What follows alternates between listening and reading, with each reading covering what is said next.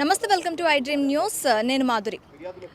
ఈరోజు షణ్ముఖ్ జశ్వంత్ అరెస్ట్ అయిన సంగతి తెలిసిందే. అయితే షణ్ముఖ్ జశ్వంత్ వాళ్ళ బ్రదర్ ఎవరైతే మౌనిక అనే అమ్మాయిని పలు రకాలుగా వాడుకొని తనకి అబార్షన్ చేయించి ఇప్పుడు వేరే పెళ్లి చేసుకున్నారు అనే నేపథ్యంలో ఆమె పోలీసులను ఆశ్రయించింది. ఈ క్రమంలో వాళ్ళు మౌనిక అనే అమ్మాయి నార్సింగ్ పోలీసులని అప్రోచ్ అవ్వగా ఆ పోలీసులు ఇప్పుడు షణ్ముఖ్ జశ్వంత్ ఇంటికి వెళ్ళగా అక్కడ షణ్ముఖ్ జశ్వంత్ గంజాయి సేవిస్తూ రెడ్ హ్యాండెడ్గా పట్టుపడ్డారు అనే వార్తలు అయితే బయటకు వచ్చాయి. సో ఆ దీంట్లో ఇప్పుడు షణ్ముఖ్ జశ్వంత్ అలాగే తన బ్రదర్ని ఇద్దరిని కూడా కస్టడీలోకి తీసుకోవడం జరిగింది. నెక్స్ట్ ఏం జరుగుతుంది, వాళ్ళు నెక్స్ట్ ఎలాంటి పరిణామాలు ఎదుర్కొంటారు అనేది మనం ప్రస్తుతం నార్సింగ్ పోలీస్ స్టేషన్లో ఉన్నాం. అక్కడ ఏసీపీ గారిని కలిసి నెక్స్ట్ ఫర్దర్ ఇన్వెస్టిగేషన్ ఎలా ఉంటుంది అనే దానిపైన పూర్తి వివరాలు సేకరిద్దాం. నమస్తే సార్. సార్, షణ్ముఖ్ ఇప్పుడు అరెస్ట్ అయిన కేసులో అసలు ఏ యాక్ట్స్ కింద తనని అరెస్ట్ చేయడం జరిగింది సార్? ఇప్పుడు ఇది actual case is with his brother. ఒక అమ్మాయి వైజాగ్ నుంచి వచ్చి ఆ అమ్మాయి నన్ను లవ్ చేసి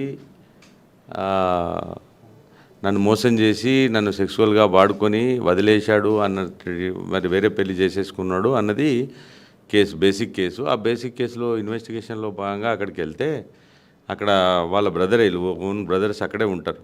షణ్ముఖ్ అండ్ దెన్ సంపత్ ఇద్దరు అదే దాంట్లో ఉంటారు. వాళ్ళ ఇంట్లో కొంత ఈ స్మాలర్ క్వాంటిటీ ఎన్డీపీఎస్ అంటే గాంజా దొరికింది కాబట్టి దానికి సంబంధించిన ఇన్వెస్టిగేషన్ జరుగుతూ ఉంది.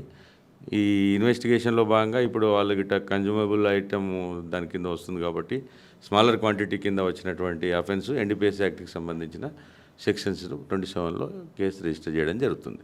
సార్, ఇప్పుడు స్మాలర్ క్వాంటిటీలో ఇప్పుడు గంజాయి దొరికింది అంటున్నారు, అరెస్ట్ చేశాము అంటున్నారు. దీన్ని నేను అనలే కదా, ఇంకా మీతో అననా? అనలేదు, మీరు అన్నారు. That's not an arrest, that is under investigation. Case is under investigation. ఇప్పుడు తన మీద ఎలాంటి చర్యలు తీసుకుంటారు? కేసు రిజిస్టర్ అవుతుంది. ఒకవేళ స్మాలర్ క్వాంటిటీ ఉంటే దానికి తగ్గట్టుగా 41A నోటీసులు ఇవ్వడం జరుగుతుంది. తర్వాత నెక్స్ట్ ఛార్జ్ షీట్ వేయడం జరుగుతుంది. అయితే ఇన్వెస్టిగేషన్ స్టార్ట్ అయిందా సార్? స్టార్ట్ అయింది. That is with my inspector and my SSR there. వాళ్ళ దగ్గర నుంచి ఇంకా డీటెయిల్గా నేను తీసుకున్న తర్వాత ఫర్దర్గా మీకు చెప్తాను. ఓకే. ఇప్పుడు తన బ్రదర్ కేసులోని ఎలాంటి ఇవి చూడొచ్చు మనం, ఎలాంటి పరిణామాలు? బ్రదర్ కేసులో రిమైండ్ అవుతారండి.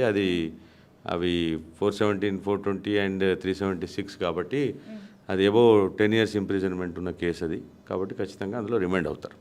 ఓకే. ఇప్పుడు నెక్స్ట్ స్టెప్స్ ఎలా ఉంటాయి? నాకు స్టెప్స్ మీన్స్ వాట్? ఇప్పుడు ఇన్వెస్టిగేషన్లో any investigation suppose if at all them above 7 years imprisonment case ఉన్నైతే మేము రిమైండ్ చేస్తాం. అందులో రిమైండ్ అయ్యేది జ్యుడిషియరీ రిమైండ్కి వెళ్తుంది. అక్కడ కోర్టు వారు నిర్ణయించినట్టుగా వాళ్ళకు ఒకవేళ జ్యుడిషియల్ రిమైండ్ విధించినట్టయితే జ్యుడిషియల్ రిమైండ్కి వెళ్తారు. అంతలోపల కేసు ఇన్వెస్టిగేషన్ ఇంకా ఛార్జ్షీట్ వేస్తాం. కేసు ఇన్వెస్టిగేషన్ అంటే అప్పుడు ఛార్జ్షీట్ అయిపోయిన తర్వాత అయిపోతుంది. అది ట్రయల్ నడిచి శిక్ష పడుతుంది. ఇది investigation process. Thank you very much.